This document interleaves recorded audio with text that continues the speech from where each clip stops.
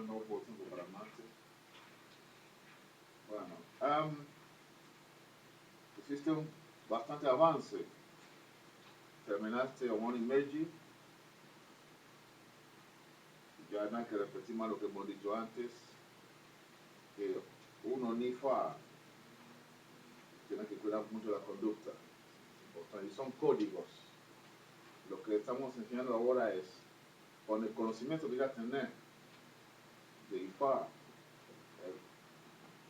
con qué principio guiarte y cómo tomar decisiones cuando salen otros, cómo interpretar los otros, son lo que estamos mirando. Así que hoy, 5 de diciembre, certificamos que, el 12 de diciembre, certificamos que el modo y de acción ha estudiado con esta asociación la cultura y tradición yoruba. Se le otorga este diploma reconociéndola como Imodo Ye Ojulowo Owon Imeji. Así que, felicitaciones. Muchas gracias. Bueno, Lo guardo acá. sí.